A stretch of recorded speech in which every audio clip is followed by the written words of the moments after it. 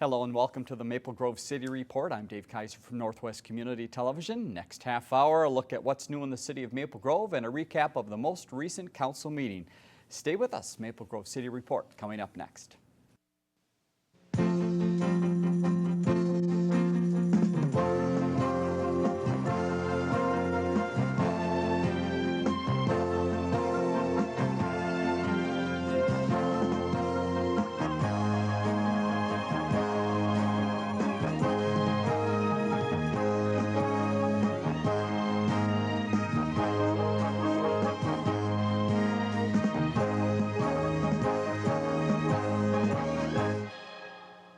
And thank you again for joining us on the Maple Grove City Report, joined by City Administrator Al Madsen once again. Al, welcome to the program. Good to be here, thank you. We've got stacks of paper here to tell you about. The pink one in the middle is the council meeting. You see it's very short, about 12 minutes long was that last meeting, but a lot of other things happening in the city, so let's head there first. What are some new things in Maple Grove that residents should know about?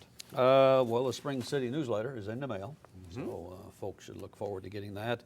And any questions after they finish reading it, let us know.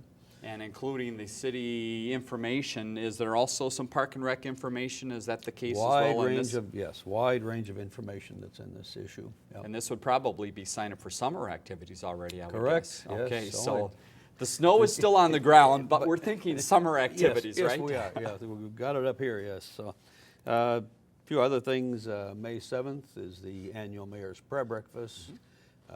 Every now and then I'll get a call from folks. Why is the mayor involved in this? This is part of the National Day of Prayer and Mayor's Prayer Breakfasts across the country. This is not city dollars. These are volunteer individuals from churches and other organizations that work on putting this together. And so once again, it'll be at Rush Creek, and it's May 7th. And so I think they'll be announcing the speaker fairly soon. Very good. So usually about a 1-hour program, includes a speaker, very nice breakfast, some music as well from the community. So it's a nice event. It really is. Check out the city's website to find out more about that. Absolutely. The last indoor farmers market event will be March 19th. And then we're going to have a spring preview on May 7th. Now that'll also be inside. Okay. But it's a spring preview, and then June 11, the farmers market outside by the community center kicks in gear and runs through October. And so we're looking for just another phenomenal year. So sure sign of warm weather if we're talking the outdoor market. How has the indoor market gone? Has the attendance been good at that? And vendors obviously have been pleased? We've had about 25 vendors. Great. And I think that's very good for being inside because you're limited in space versus outside. But it's gone very well. The residents and even non-residents really love our farmers market. So and do you see a benefit when it is indoors and even outdoors at the community center itself? I would guess now if a family comes and wants to do a little shopping, they might just head over to the Maple Maze. They'll pop the kids in the maze and mom, dad, or one or the other will be moving around looking at all the different vendors there that we have for the farmers market. So yeah, there's a ripple effect. Good use of the whole facility, both indoors and outdoors. Really is. It's absolutely right. Just a few other things. Single family building permits, we're at 34 right now versus 26. New building codes have gone into effect, and this is going to push up the price of homes. Doesn't matter if you're building a home in Maple Grove or some other city in Minnesota. It will push up the price because the building codes have become, let's say, a lot more stringent. Some of it has to do with energy efficiency, some not. If you're going to have a home that's 4,500 square feet or larger, then you are mandated to put in a sprinkler system inside the home sprinkler system, which is a powder type system. In some areas, so there's no freezing up. But that is mandated now. But there's other things that the new building code that the state has adopted that will cause added expense for the builder, and obviously then, you know, the builder will pass that expense on to the buyer. So if be prepared. People want more information about that. Is that something that you would find on the city's website, or do you go to the state potentially? You could certainly go to the state, or you could contact our building department Okay. if you have any questions, Good. and they'd be happy to answer it. So Okay. they're very much on top of it. Now, would this affect remodeling at all? Say if a home was doing any type of remodeling, do any of these regulations kick in of that type of work? Not really, unless you're talking about some very, very extensive Okay, remodeling. a major remodel. Major remodeling, but new roofs, new siding, no, this really Okay. isn't going to impact Okay. that. So this is really mainly aimed at building a brand new house. Okay. And it certainly will. Some of those costs will increase. So that is kicked in. We did see a little bit of a rush to beat Sure, the understandable. dates of the implementation of it that the state had set forth, and so, but not as much as we thought. So the city value, we just finished our 2015 assessment for taxes payable in 2016. The city's value now is just under $8 billion, and so we're very happy about that. We're running $2 billion behind Bloomington. I think it's Bloomington, St. Paul, Minneapolis, and it might be either Rochester or Duluth have values of around $10 billion and more. So we've reached the $8 billion mark, so we're happy with that. And how does that compare, or how has that grown in recent years? How fast has this increase gone for the city of Maple Grove? Well, the last couple of years, it's been going upward. I think last year versus, or let me just say 2014 versus 15, I think it went up about 4.5%. Okay. Previous years, though, it had gone down Right. because obviously the economy had an impact on that. So in the early 2000s, and that time frame is when it might have started to make some bigger leaps. At Yes, that point. yes, absolutely right. It's been a disappointing year for outdoor ice. Yes. We've got the rinks all going, and then there's a melt, and so then we got to go in and smooth them out and fill them again. I mean, it's been a tough year for those that love to have outdoor skating. And so is it officially done now, or are you still attempting to try to keep them alive? No, for the most part, we're not going to spend any more time and resources on trying to do that, because now they're talking about temperatures coming here in the 40s, and Right. maybe even knocking on door 50. And so I would say to the folks that love to get the outside ice skating, is that it's probably not going to happen anymore this year. So, yep. And I guess that would relate right to some of the lakes within the city as well, that yes. people need to be very careful there, and I Yes. suspect that time of having anything on the lake is over. That's correct. You're absolutely right. Absolutely right. Yes. Let's see, a couple other things here is that we did have a short council meeting, as was mentioned earlier. We're losing one of our fine police officers. Sergeant Kyle Larson has been a police officer with us for us anyway, 28 years, and then a couple of years elsewhere. Just a great guy. Sergeant Larson is just a very, very dedicated soul. He represents our police department in just the finest way, and so he's retiring, and he's going to be missed. We've got an excellent police department, but we're finding, that some of the officers are moving up into that age where police officers can retire, and so we're losing some good officers, and certainly Sergeant Kyle is one of them. He's done a great job for us. Very well liked in the community, very personable. He's the kind of officer that he can make friends with anybody. So just really a nice guy. Nice ones to have. Absolutely right. Congratulations to him. Silver Creek on Main, our senior development. That is going to open in July. And they're probably going to tie their opening somewhere around Maple Grove days. But they're also going to have a barbecued rib cook-off, and they're going to have a number of other activities. There'll be an increase in the number of cars. It'll be in the Classic Car Show. Okay. Because Silver Creek folks have contacts with car clubs, and so very they're going to good. bring in more cars, and so I think you're going to see that section of Main Street where the classic car show is. It's going to be much more crowded this year with a lot of wonderful cars. Very So, nice. Yeah. So Now, as far as the Silver Creek property goes, I know they were going in phases. Are they done with phase 1 then? And is phase 2 already coming along? Where are they in that process? they will be. Well, phase 1, they're still in the process of leasing out. Right. I think that they're about 80% leased out, which is Okay, outstanding. fantastic. Yes.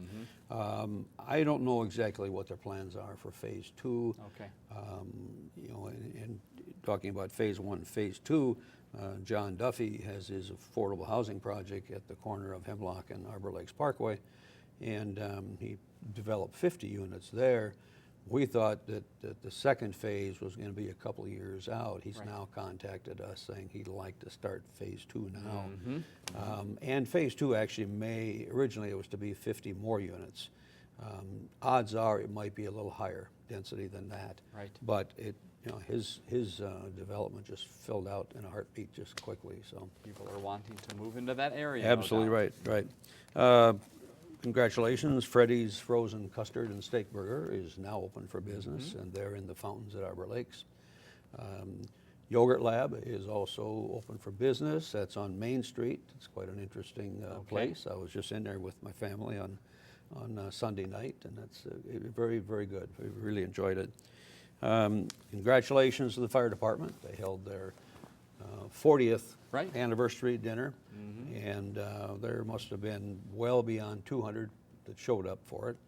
And the widow of our very first fire chief, Roger Cachera, was our first one, and Jean was there, and so it was great. Nice. It was great to have her be there. So. And they have a few stories to tell. I know we had a special segment on Channel 12 with Scott Anderson talking about the fire department as well. And it is amazing in that 40 years worth of time how it's developed. Firefighting really 40 years ago was just a little different than it is today, right? Well, it really was. And then actually before, we developed ours, Osseo took care of Maple Grove. And so we're going to be having, as part of the Maple Grove Days, a 40th anniversary event as well. It's going to be over at the History Center. We'll have, we don't have an old fire truck from way back when like Osseo has. Sure, right. So we're going to borrow theirs, but again, Osseo did serve the fire needs of Maple Grove many years ago. Right. So it's really been well, I've been to the city for 32 years, and so the the fire department's been here 40. It's been really great to see the progression of it and the transformation of it. It's just amazing. And for the most part, these are paid on call firefighters, and excuse me, paid on call firefighters.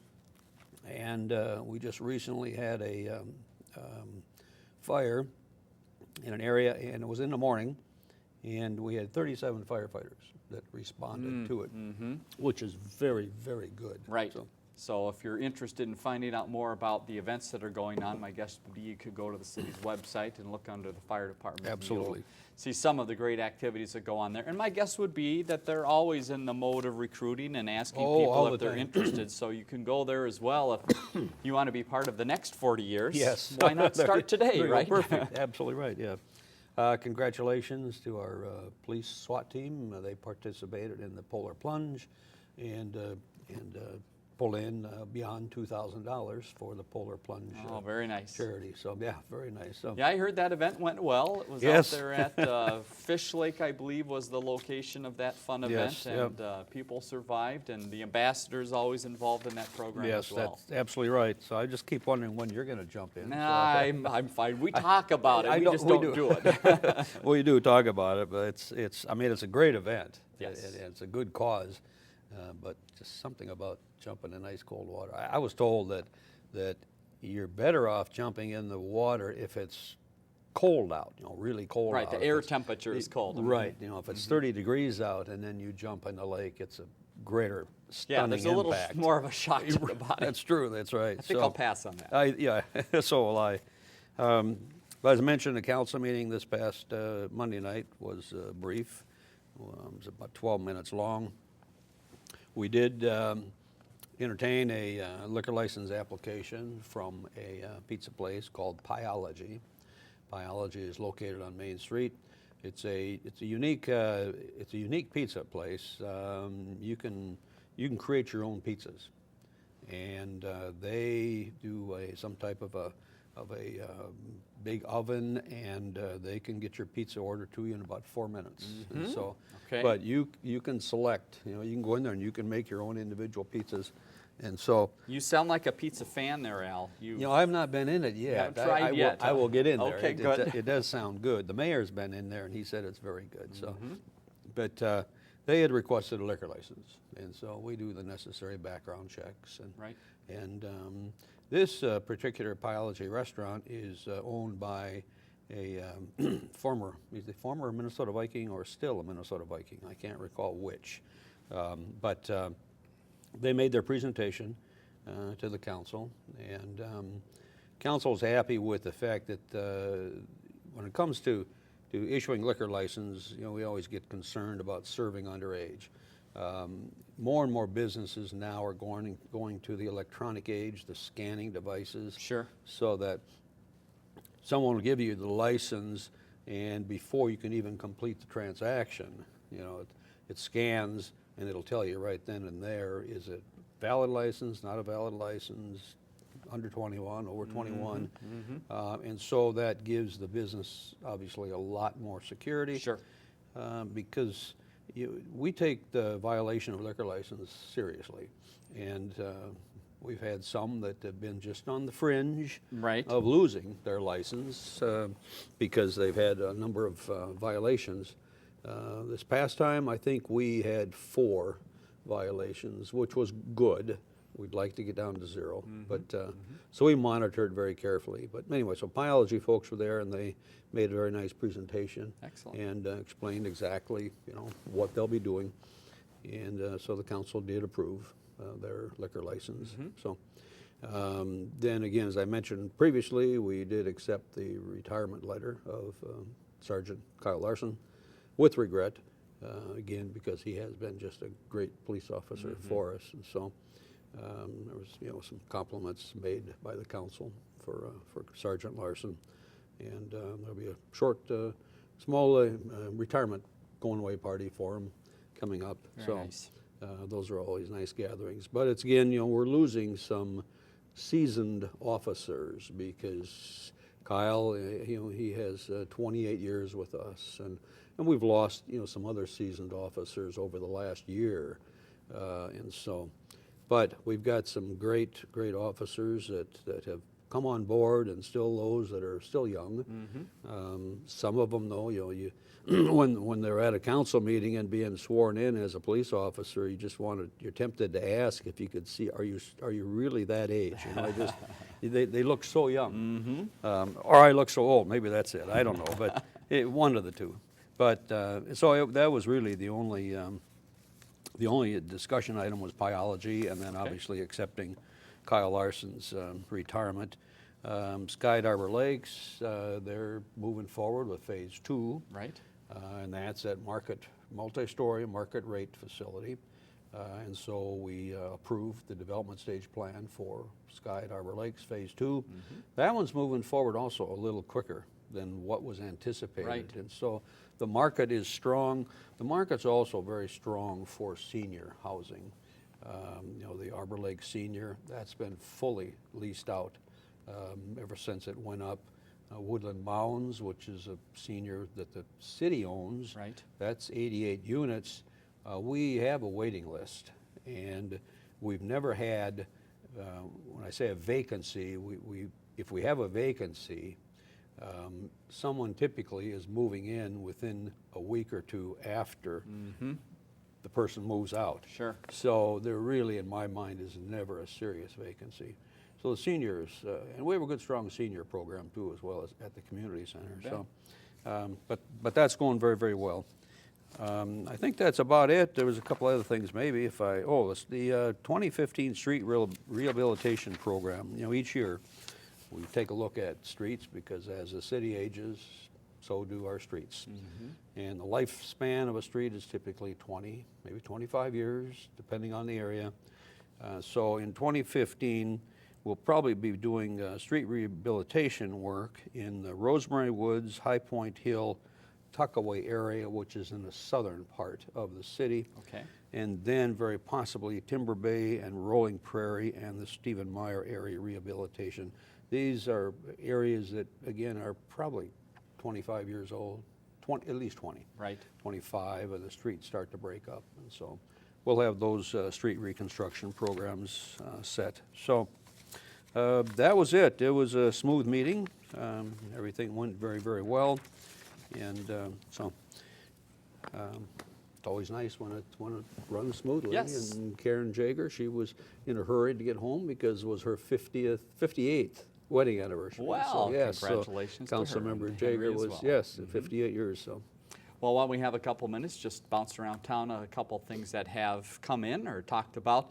A resident had emailed in wondering about some activity along County Road 30, kind of behind the Menards area. Yes. And we have talked about it a few times, but it's been a little while, so give us a little refresher. What is happening in that area where the road kind of takes that little curve? Well, that's probably the first building of what will probably be a number of buildings Right. in there. That's a medical technology building, a single-story medical technology building of about 17,000 square feet that's under construction right now.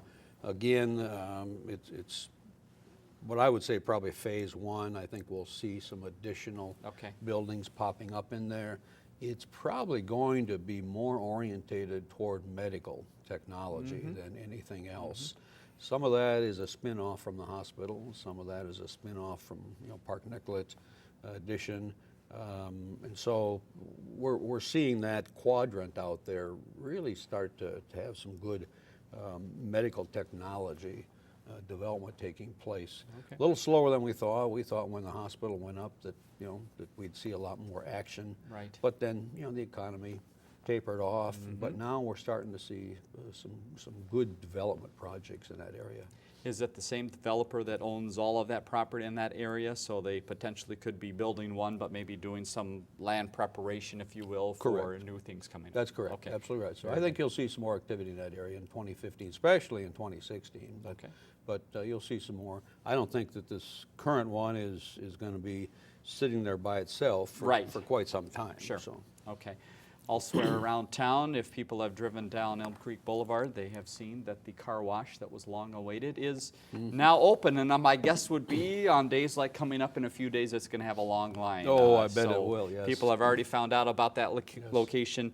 Now, is there another piece of that parcel that is still up for future development? I was hearing that there might be some other land there. Well, there is a small piece there that could have another building on it. It'd be a relatively small building, but it could be. But yes, the Paradise Car Wash is open. Okay. And I've not yet been through it, but you're right about the upcoming temperatures. I think you're going to see long lines there. So it's supposedly it's the longest tunnel car wash in the state of Minnesota. Okay. About 150 feet long or something like that. Just And worth the so- experience to Yeah, drive there through, you go. right? Perfect, yes. Just to see what it is. Right. A little further down the block where Houlihan's, I believe it is, used to be on the corner of Main and Elm Creek Boulevard. Right. Activity happening there for people that drive by and go, what happened? What's going on? Where's Houlihan's? Yes, it didn't take long for that to come down.